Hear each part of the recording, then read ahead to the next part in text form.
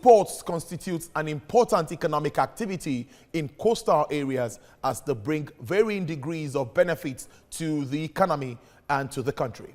Seaports also support the economic activities in the hinterlands since they act as a crucial connection between sea and land transport. The Nigerian Ports Authority is the agency that governs and operates seaports in Nigeria. The major ports controlled by the NPA includes the Lagos Port Complex and Tinkan Island Ports in Lagos, Calabar Ports, Delta Ports, Rivers Port, and the Port Harcourt and Onne Ports.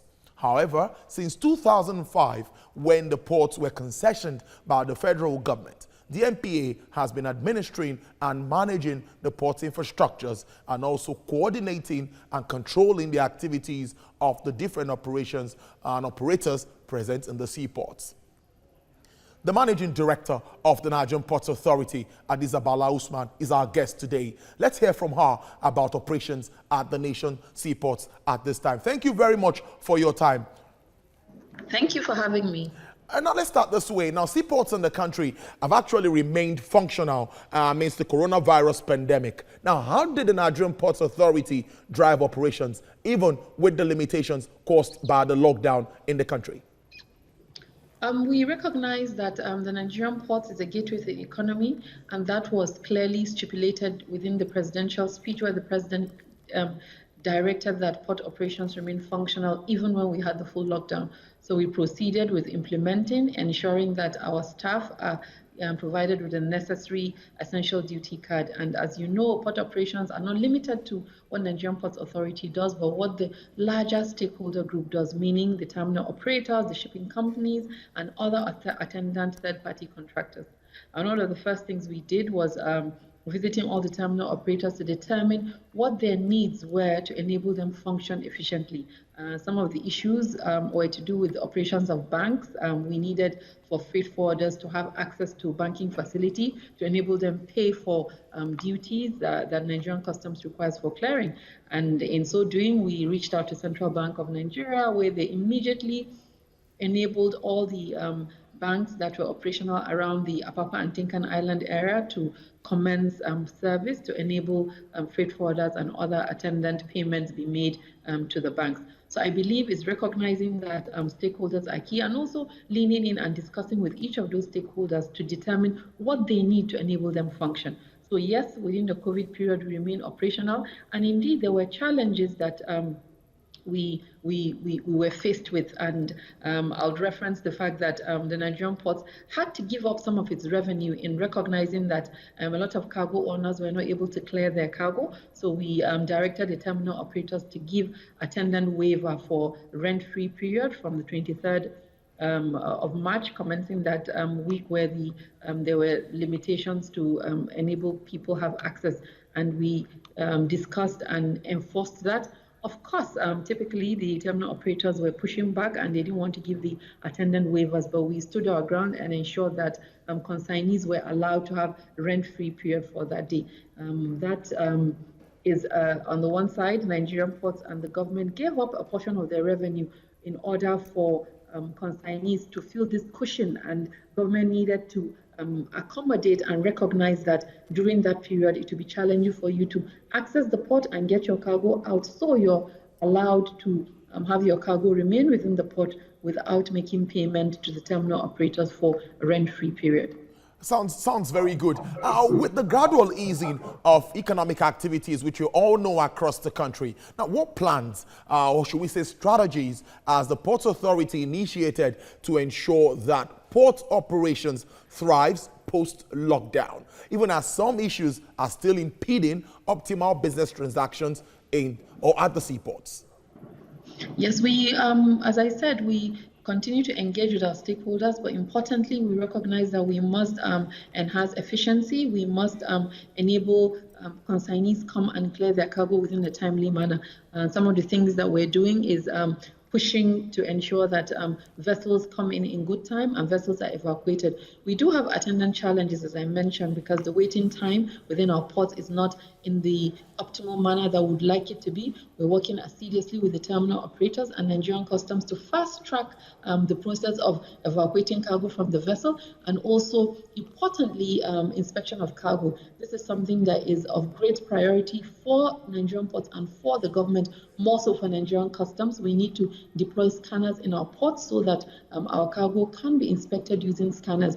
Right now, as a lot of consignees are aware, our cargo are inspected physically. So having our cargo that come into Nigeria being physically examined, you would look at how difficult and challenging that would be, and the time frame with which you would have that attendant longer window, because these inspection officers have to literally open all the containers that come in. So ensuring that we deploy scanners are key for us, ensuring that we put in place automation mechanism for improving efficiency. As you're aware, we had a challenge with APM terminal, one of our largest container terminals in the last 3 months, but they have complied to all the regulations. They have imported the necessary equipment for the cranes needed for fast evacuation of cargo. And indeed, that is what we need. We need responsible terminal operators that will adhere to development plans within the concession agreement, and whereby they don't adhere to it, we sanction them and they comply. So with APM terminals, you can now see that those cranes have been deployed. They have now working assiduously with Nigerian ports in improving on their operational efficiencies, which will translate into an improved cargo evacuation for consignees outside of the port location. The Eastern Port is currently, that's the Eastern Port is currently witnessing an increased traffic as against the drawbacks recorded during the course of the lockdown. Can the NPA sustain this momentum? Oh yes, we will sustain it. As you're aware, in the last, I would say, 1 year, we have had an increase in volumes of cargo in the Eastern Port. This is attributable to Nigerian ports accommodating the needs of the vessel owners. We have given discounts in the Eastern ports to encourage vessel owners. We have also reached out to determine exactly what their concerns and that has resulted into an increase in volumes going to the Eastern ports. We have seen container vessels that have never visited those locations going into on airport, bringing in containers, bringing in cargo. So we would continue to do that, bearing in mind the challenges that exist in the Eastern ports. We are keen to have NIMASA deploy their security architecture that would really facilitate and ensure that the Eastern ports get the optimal patronage, because some of the concerns and challenges that vessel owners have in calling in the Eastern ports is attributable to the security concerns around having armed guards escort their vessels for every time there's a voyage going to that region. So these are some of the I'll say considerations that we have, and we believe we within this year would be able to have NIMASA deploy this security architecture that would go a long way in enhancing what we have already done in the Eastern ports right now. Great. Now let's talk about the new board that has just been inaugurated. What are the expectations? We're very excited. The expectation is to sustain what had been in place. We are very excited to have a new board. We believe that the dynamism that the board membership has will bring on board what we need to improve and our revenues, improve on our operational efficiencies. We're quite excited to have the board, and we will be having our inaugural board meeting within the next few weeks to continue with where we stop, to push forward and ensure that our ports get as competitive as we want, and also drive the attendant reforms around providing enabling environment for new deep sea ports to come on board. As you're aware, one of the concerns that we have that make Nigerian ports in totality not competitive is the absence of the deep sea port, which provides a depth of draft about 16 to 17 meters, which is where the industry is going now. The economies of scale encourages larger vessels, and that is what is absent in the Nigerian port environment now. And we're going to work with this new board to ensure that the deep sea ports that are on the pipeline are concluded within a timely manner. Now let's talk about the adjustments. What adjustments are being made to accommodate what is now known as the new normal with regards to port operations? We know that we all are getting used to it, even in the media space. That's why we are using technology to talk to you. Normally, we'd like to invite you to the studio. So let's look at the port operations. What are being done to make sure that we maintain social distancing and everybody is safe and operations can go on? Yes, this is a new normal that is very challenging to all of us. More so in the port environment where you have a lot of activities that need to be done in an efficient manner. Our pilots have been briefed on how to conduct themselves while boarding the vessels that come into the Nigerian ports. They need to be provided with the necessary PPEs, which we're doing so that they're adequately protected for them to do their duties and protect themselves. We've also put in place an SOP in compliance with NCDC and Port Health, whereby there's clarity on how crew that come aboard vessels into the country are treated, recognizing that we need to ensure that we protect the ports and we protect the environment in totality. So these are some of the things that we're doing, and also ensuring that our personnel are maintaining the necessary social distance. And as you said, some of the operations that we need not do in person, we're doing them virtually as we're having this interview today. Beautiful. Now, before we let you go, you will be 4 years in office by next month. What has the experience been like? It's been very interesting, very challenging in certain instances, but overall it's been a very fruitful journey. We've seen Nigerian ports move leaps and bounds. We've seen how our revenue generation has increased. Our contribution to the Consolidated Revenue Fund has been the highest the Nigerian ports has ever made. So yes, it's been a very productive 4 years for Nigerian ports and for the country as a whole. The revenue generating agency has risen up to the challenge and has increased its contribution to the coffers and also increased its operational efficiencies. Well, before I let you go, we put this on social media and a lot of questions came in, but one major one that I would like you to talk about or touch on is, let's look at this traffic issue along the port axis. What should we expect to at least reduce this moving on in the year?